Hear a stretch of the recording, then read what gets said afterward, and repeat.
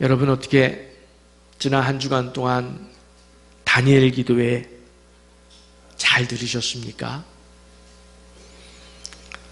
여러분이 가장 비싸고 맛있게 드셨던 식사를 한번 떠올려 보시기 바랍니다.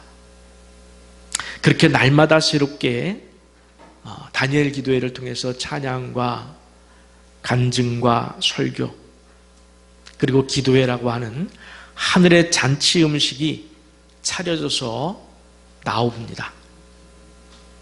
그런데 식당에 들어가지 않으시면, 그리고 들어가서도 드시는 둥 마는 둥 하신다면 여러분 내게 너무 큰 손해가 아닐까요? 너무 큰 손해일 것 같아요. 만약에 여러분에게 최고급 21일 세계 여행, 크루즈 세계 여행, 저도 해본 적은 없습니다만은, 그 여행권이 여러분에게 배달되었습니다. 그래도 지금 여러분이 갖고 있는 여러 가지 이유 때문에 안 가시겠습니까? 그런 최고급 크루즈 세계 여행권이라면은, 내가 열일을 제쳐두고 휴가를 내서라도 가야죠. 그런 마음으로 다니엘 기도회에 참여를 권합니다. 죽어가는 내 영혼에 단비가 내리는 시간입니다. 방향을 잃은 내 인생과 내 가정을 향해 경로를 수정합니다 라고 내 인생 내비게이션이 소리를 내는 시간입니다. 담임 목사인 제가 드릴 수 없는 최고의 영적 양식을 여러분 드실 기회이고 시간입니다. 이제 7일 벌써 지났습니다. 남은 14일 그 양식을 꼭 챙겨 드시기를 간곡히 부탁을 드리겠습니다. 이번 다니엘 기도회는 예년과는 달리 집에서 드리시는 분들이 많습니다. 그래서 높아심에서 말씀드립니다만 혹시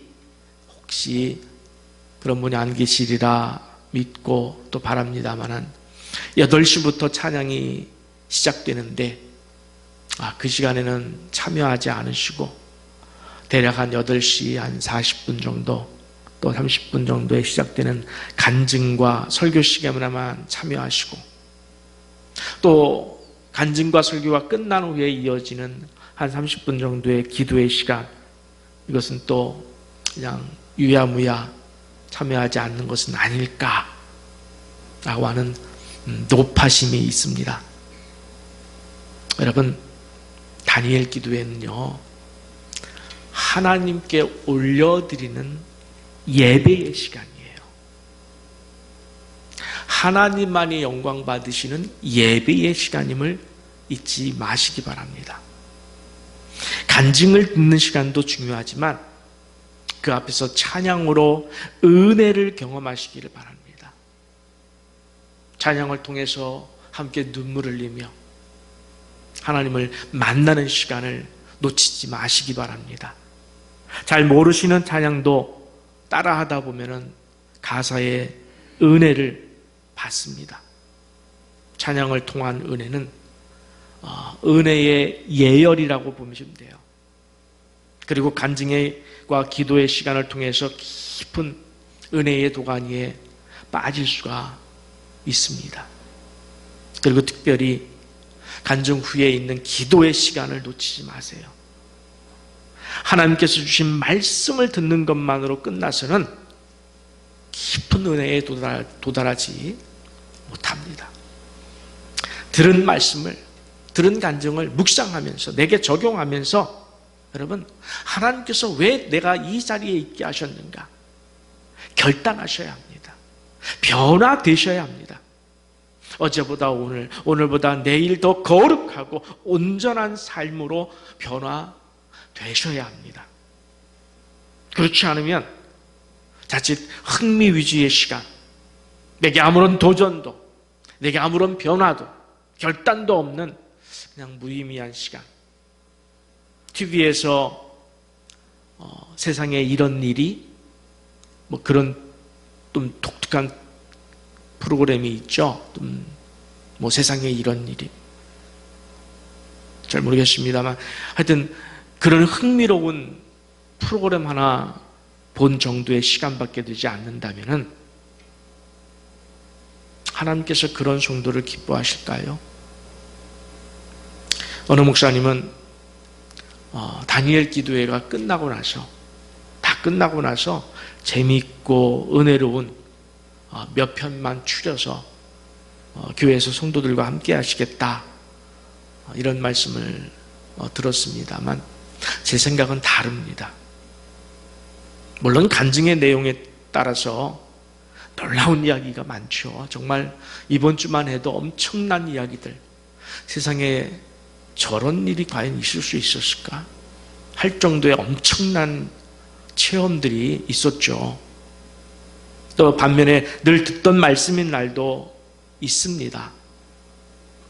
어느 성도님은 목사님, 저는 강사 중에 다음 날 강사가 000 목사 하면은 기대가 떨어집니다. 이렇게 말씀하시는 분도 있습니다만은 그것은 잘못된 편견이에요. 말씀 위주의 설교나 삶 위주의 액티브한 간증이나 모두가 하나님이 그 시간을 통해서 내게 하고 싶은 말씀이 있는 거예요. 하나님의 말씀을 듣는 시간이에요. 하나님이 어떻게 그 인생을 통해서 역사하셨는지를 듣는 시간입니다. 그리고 모든 시간이 내가 하나님의 말씀을 듣는다라기 이전에 내가 하나님께 예배를 올려드리는 시간이에요. 21일간 단 하루도 소홀히 여겨도 되는 시간은 없습니다. 날마다 하나님께서 특별하게 내게 부어주시는 은혜, 내게 들려주시는 말씀의 귀를 기울일 때 정말 언제 어떻게 쉽게 말해서 내 코에 낚싯바늘이 걸려가지고 언제 어떻게 내가 영혼이 뒤집어지는 강력한 은혜를 경험하게 될지 모릅니다. 여러분, 매 시간을 기대감 속에서 참여하세요. 기대감 속에서. 첫날 김은호 목사님의 설교를 통해서 저는 큰 은혜를 받았습니다. 우리가 천지의 주제이신 하나님의 보좌 앞에 나아간다. 내가 하나님의 보좌 앞에 나아간다. 이것 자체가 놀라운 은혜 아니겠습니까? 축복 아니겠습니까? 성경의 여러 말씀들을 통해서 그 보좌를 상상하는 것만으로도 행복했습니다.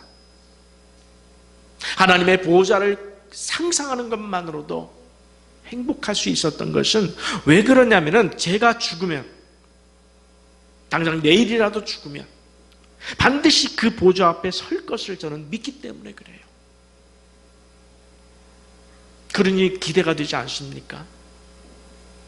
둘째 날 박철현 선교사님의 놀라운 기적 이야기들, 그 이야기들 속에서도 하나님께서 제게 특별히 부어주시는 은혜가 참 많았습니다. 기적은 멀리 있는 게 아니에요. 항상 내 곁에 준비되어 있으면, 기적은 뭐냐면, 기적이란 하나님이 하신 일, 그 모두가 기적인 줄 믿습니다. 선교사님들의 기도를 통해서 귀신이 떠나고 병이 낫는 것도 기적이지만, 그 숙소에 쥐가 많아서 시장에 가서 고양이 한 마리를 사왔더니 그날 밤은 쥐가 한 마리도 들어오지 않았다는 그 이야기도 저는 기적처럼 들렸어요. 그리고 그 상황 속에서 목사님께서 원주민들을 모아놓고, 여러분, 고양이가 오면 쥐들이 이렇게 다 떠나듯이 예수님을 영접하면 여러분을 지배하고 있던 악한 영이 떠납니다. 그렇게 설교했을 때 그 복음을 모르는 원주민들이 아멘 했다는 그 이야기만 듣고도 여러분, 기적 아니겠습니까? 그건 놀라운 기적이에요. 항상 우리 곁에 이미 와 있는 하나님의 손길을 내 생각과 내 뜻대로 뜻대로 쓰려고 하니까 기적이 없다고 느껴지는 거예요. 하나님께서 이번에도 내 소원 안 들어주셨어. 여러분, 하나님이 여러분을, 우리를 기준으로 해서 소원을 들어주시면 큰일 납니다. 하나님의 뜻대로 하시옵소서. 내 자녀가 대학에 떨어져도 그것이 하나님의 뜻이면 그 일을 이루소서.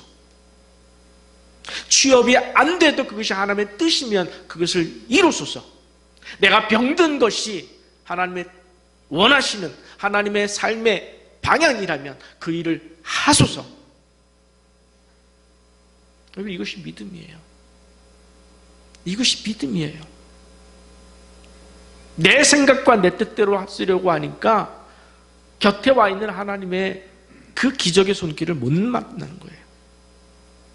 그러나 우리의 삶이 항상 하나님의 영광을 추구하고 말씀을 온전히 믿고 순종하는 삶을 살 때에는 삶의 모든 것이, 여러분, 삶의 모든 것이 하나님의 손길이었음을 깨달아 알아. 그것도 기적이고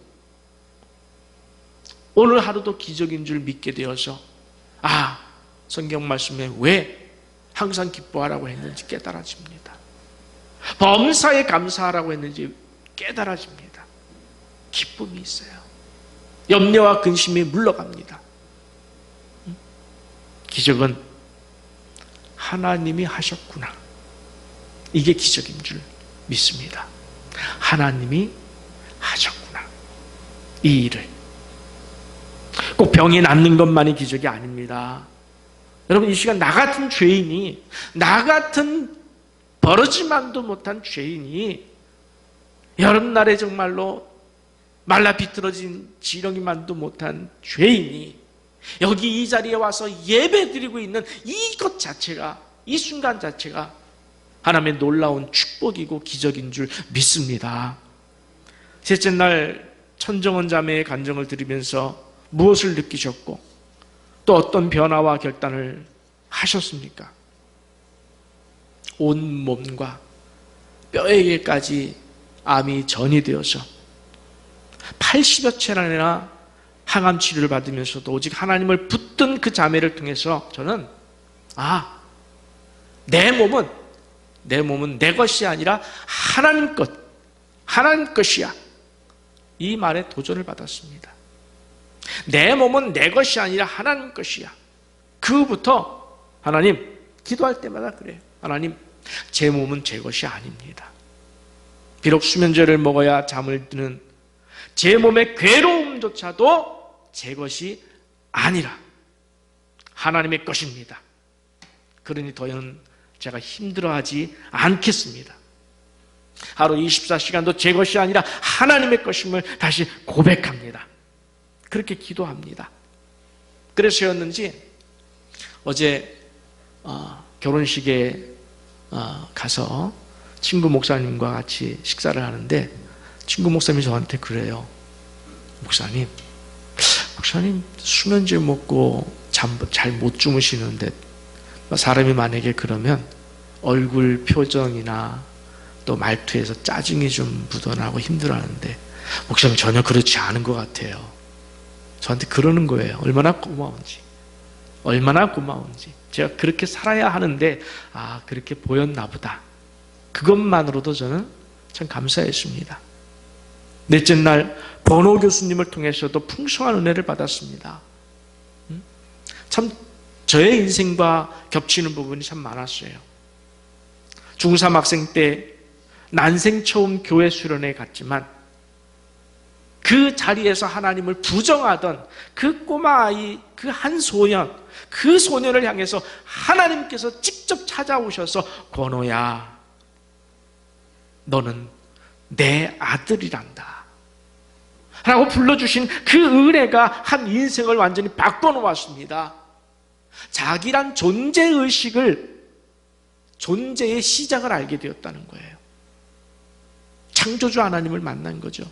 저도 똑같았습니다. 중2 때 처음 교회 갔을 때 그동안 제가 가지고 있었던 고민, 도대체 이 세상의 존재는 어디에서 출발한 것이고 나는 어디에서 왔었고 인생에 죽는다는 것은 무엇일까? 교회에 갔더니 성경책에 답이 다 있더라고요. 이분도 마찬가지였어요. 그렇게 창조자 하나님을 만났고 인생의 목적과 방향을 알게 하셨던 것입니다. 그런데 제가 그날 새롭게 또 생각되고 깨달은 것이 하나 있습니다. 그분이 부흥회, 친구가 가자고 해서 부흥회가 아니라 수련회죠. 수련회에 가서 하나님을 만났잖아요. 우리가 일단은 말씀을 듣는 자리에 와야 하는구나. 그래, 말씀은 듣는 자리에 어떻게든지 돈을 줘서라도 오게 해야 하는구나. 그리고 말씀을 듣지 않는 자리는 듣는 자리에 오지 않으면 은혜가 없어요. 은혜가 없어요. 그런 사실을 또 새롭게 깨달았습니다. 저도 그날 기도하면서 하나님께 이렇게 고백했습니다. 주님, 저는 하나님의 아들입니다. 여러분, 그동안 제가 목사가 되어서 지금 57세를 살아가면서 이 고백을 몇십 번, 몇백 번, 몇천 번 했겠습니까? 그러나 그 간증을 들은 다음에 다시 고백할 때 또 새로웠습니다. 주님, 저는 하나님의 아들입니다. 하나님의 것입니다. 여러분, 내 인생의 정체성은 주변 사람들이 정해주는 것이 아니에요. 내 인생의 정체성은 내가 정하는 것도 아니에요. 오직 창조주 하나님이만이 나의 정체성을 정해줄 수 있는 겁니다. 믿으십니까? 여기서 신앙이 출발하는 거예요. 내 인생의 정체성은 하나님만이 정할 수 있고 정하셔야만 정말 내가 이 땅에 한 번뿐인 인생을 제대로 살아갈 수 있는 줄 믿습니다. 그래서 내가 어떤 존재로 어떤 환경에서 어떻게 살아야 하는지에 대한 모든 것은 하나님 뜻에 달려 있습니다. 하나님 뜻에 달려 있어요. 그 안에서 우리는 하나님을 만나 자족하고 감사하고 기뻐하는 것이 누구야? 너는 내 아들이란다. 네, 주님, 저는 하나님의 아들입니다. 라고 하는 이 대화의 핵심이고 의미인 줄 믿습니다. 여러분, 사람들이 나를 어떻게 생각하고 어떤 시각으로 보고 뭐라고 평가하는지 그것보다는 절대적으로 중요한 것은, 더욱 중요한 것은 여러분, 하나님이 나를 어떻게 생각하시느냐, 하나님이 나를 어떻게 보시고 계시느냐, 이것이 더욱 중요한 거예요. 비교할 수도 없어요. 여러분, 묻습니다. 여러분, 하나님이 여러분을 지금 어떻게 생각하시고 계실까요? 어떻게 보시고 계실까요? 어떻게 평가하시고 계실까요? 너무 충격적이고 중요한 질문 아니겠습니까? 하나님이 지금 나를 어떻게 보시느냐는 엄청나게 중요한 이야기예요. 이렇게 날마다 은혜였고 날마다 새로운 시간이었습니다. 좀 길었지만은 남은 14일의 천국잔치를 통해서 하나님께서 여러분 한 사람 한 사람을 위하여 준비하신 하나님의 놀라운 은혜를 받으시고 새롭게 결단하시고 더 많이 변화되심을 통해서 육체의 남은 때를 하나님 안에서 최고의 삶으로 만들어 가시는 여러분들이 되시기를 간절히 바랍니다. 오늘 말씀은 설교의 제목처럼 육체의 남은 때, 인생의 남은 때를 어떻게 살 것인지에 대한 말씀입니다. 충격적인 질문일까요? 여러분, 얼마나 남았을까요? 나의 육체의 시간이. 오래 많이 남았다고 생각하십니까? 자신 있으세요? 나에게는 많은 시간이 아직도 기회가 있어. 뭐 그러세요? 아니죠. 어쩌면은 우리가 생각하는 것보다 훨씬 더 짧을 수도 있습니다.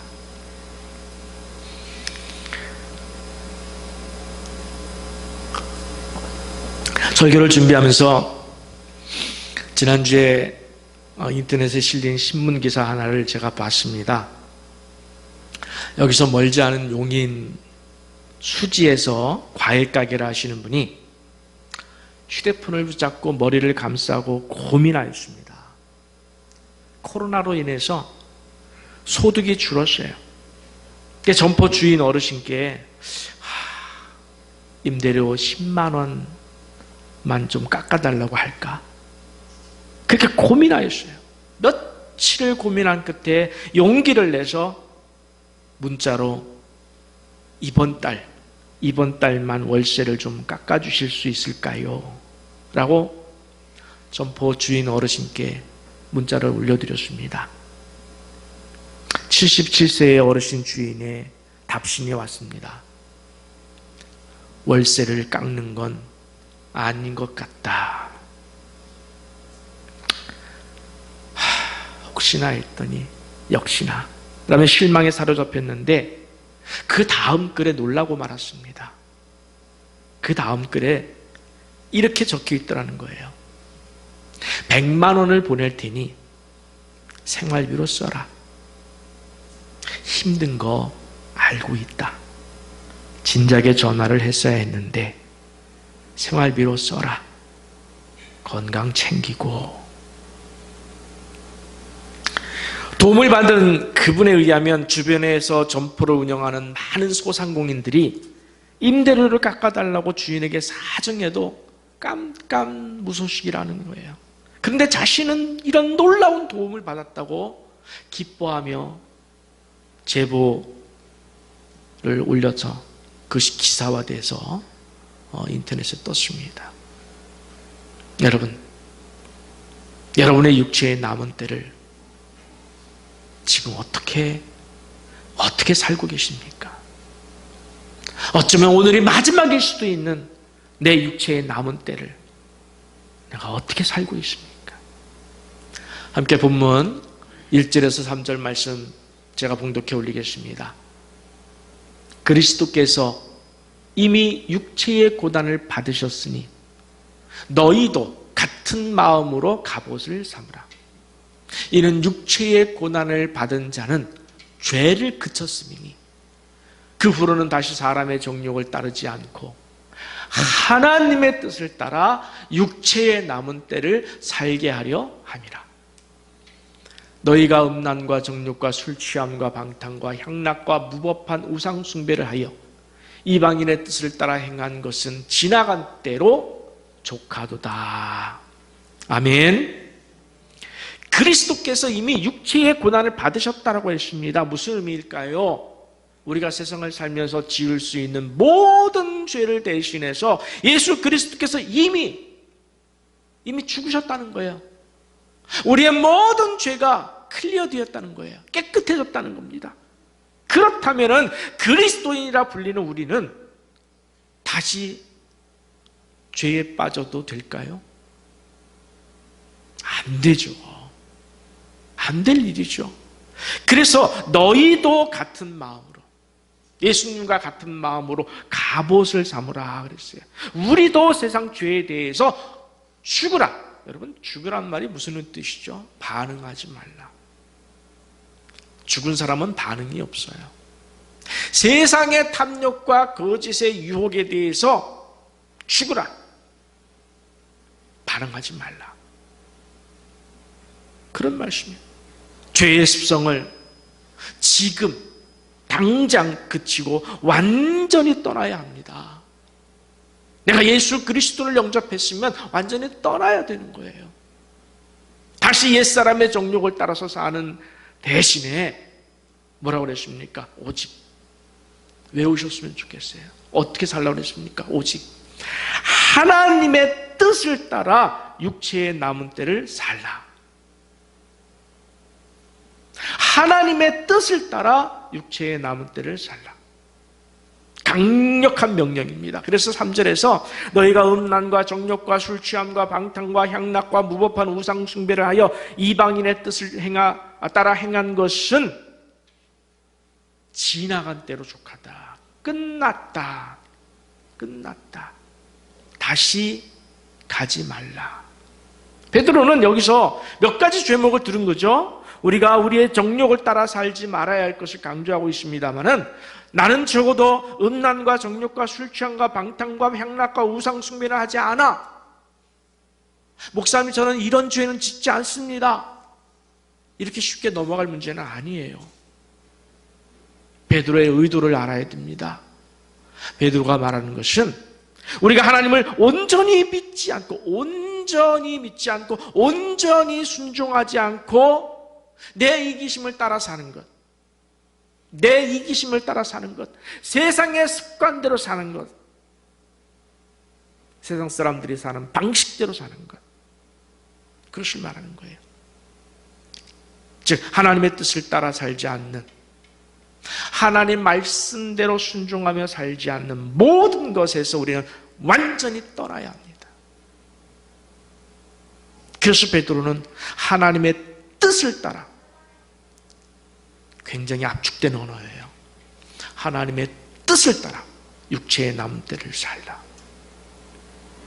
너희가 예수의 죽음으로 구원받았음을 믿느냐? 그렇다면 남은 육체의 시간은, 오늘 이후의 시간은 온전히 하나님의 뜻에만 순종하라. 너무도 강력한 메시지입니다. 여러분, 어떻게 사는 것이 우리의 육체의 남은 때를 하나님의 뜻을 따라 사는 것일까요? 베드로는 오늘 본문 다음으로 4장 7절에서 11절에서 이렇게 요약해 주고 있습니다. 만물의 마지막이 가까이 왔으니. 맞죠?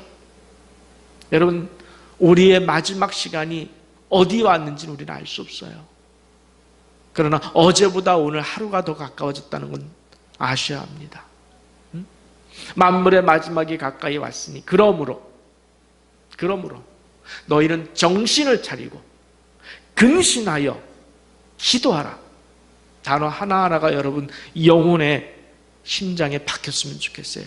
너희는 정신을 차리고 근신하여 기도하라. 무엇보다도 뜨겁게 서로 사랑할지니 사랑은 허다한 죄를 덮느니라.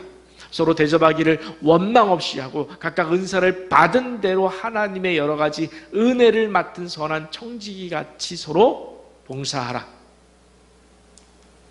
만일 누가 말하려면 하나님의 말씀을 하는 것 같이 하고, 누가 봉사하려면 하나님이 공급하시는 힘으로 하는 것 같이 하라. 이는 범사의 예수 그리스도로 말미암아 하나님이 영광을 받으시게 하려 함이니 그에게 영광과 권능이 세세에 무궁하도록 있느니라. 아멘.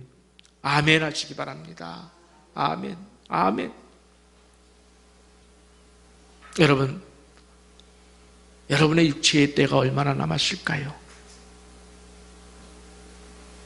정말 곧 끝날 수도 있는 문제 아니겠습니까? 그래서 우리는 정신 놓고 아무렇게나 살아도 될 시간이 없어요.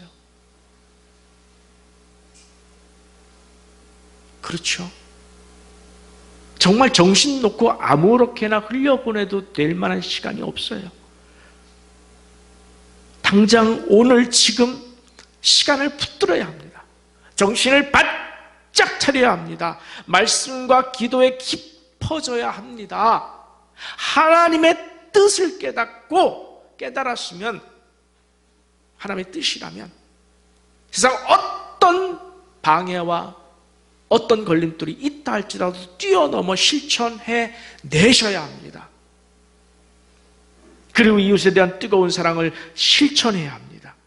여러분이 육체로 순종할 시간이 어쩌면 우리에게 그리 많이 남아있지 않기 때문입니다.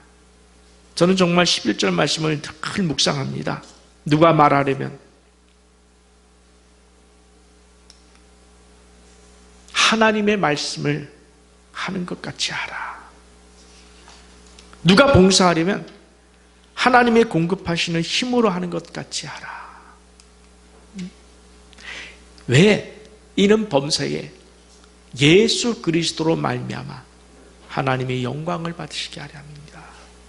하나님은 지금도 나를 통해서, 내 입술을 통해서, 내 손을 통해서 하나님 영광 받으시기를 기다리시고 계십니다. 기다리시는 하나님 외면하시겠습니까? 하나님 좀 더 기다려주세요. 여러분 이러고 계십니까? 제가 세상에서 조금 할 일이 좀 있습니다. 좀 쌓아놓을 것이 있습니다. 노후 준비를 좀 해야 되겠습니다. 기다려주세요. 하실 수 있겠습니까? 하나님 지금 기다리고 계셔요. 이 순간을 기다리시고 계셔요. 이 순간을. 우리는 왜 이렇게 살아야 할까요? 왜 깨어 기도해야 될까요? 천정원 자매의 간증을 통해서 내 몸은 내 것이 아니라 하나님의 것임을 확인했지 않습니까? 우리는 내가 내 삶을 사는 존재가 아니에요. 이걸 착각해서 그래요. 내가 내 삶을 사는 존재가 아니라 하나님이 내 삶을 사시도록 내어드려야 하는, 올려드려야 하는, 그래서 하나님의 뜻대로 살아야 하는 그런 존재로 부름받은 겁니다. 이것을 조금 어려운 말로 자기 부인이라고 그래요. 자기 부인. 바울은 이것을 날마다 죽노라 이렇게 표현했습니다. 자기는 아낌없이 쓰다가 그냥 버려버리는 질그릇과 같은 존재. 아낌없이 쓰다가 그냥 옆에 깨지든 말든 그냥 대충 쓰다가 깨졌네? 버리고 다른 거 사지 뭐 하는 질그릇. 1,000원짜리 그릇, 100원짜리 그릇, 종이컵 같은 그런 존재라는 거예요. 내가 중요한 것이 아니라 내 안에 남긴 보아이신 예수가 중요하고 예수가 주목받아야 하고 예수만이 존귀함을 받도록 해야 하는 삶으로 우리를 부르셨다는 거예요. 그래서 그에게 영광과 권능이 세세에 무궁토로 있느니라. 베드로가 고백하고 있지 않습니까? 이는 세상과 전혀 반대의 삶이죠. 세상은 어떻게 해서라도 자기를 드러내려고 그래요. 그렇죠? 자기가 죽는 것을 견딜 수 없어 해요.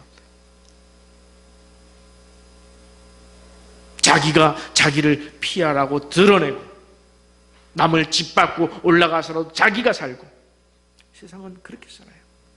그런데 우리는 내가 죽는 자기 부인의 삶을 살아라.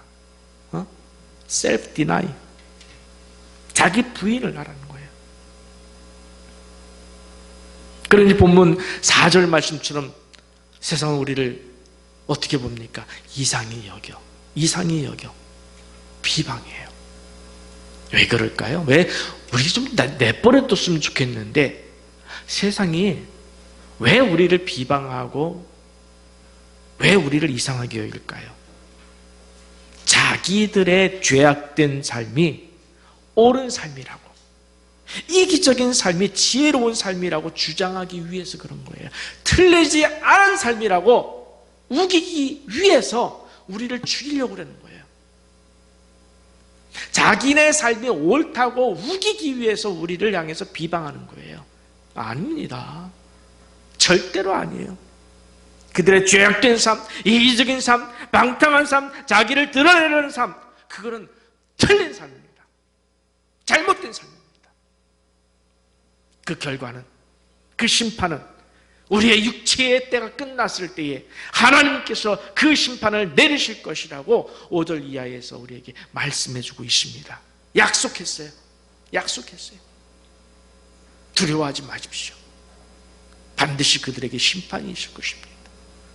사랑하는 성도 여러분, 우리에게는 아직 짧든 길든 육체의 남은 때를 오직 하나님의 뜻에 순종할 기회가 아직은 남았어요. 아직은 남아있어요. 이 시간 이후부터 온전히 하나님의 뜻에만 순종하며 사심을 통해서 언제일지 모르지만은 그 심판의 날에 하나님의 인정하심을 받고 하나님께서 여러분에게 씌워주시는 그 면류관을 주여 감히 내가 쓰지 못하겠나이다 벗어 주님 발 앞에 내려놓을 수 있는 그날이 여러분에게 반드시 있으시기를 간절히 축원합니다.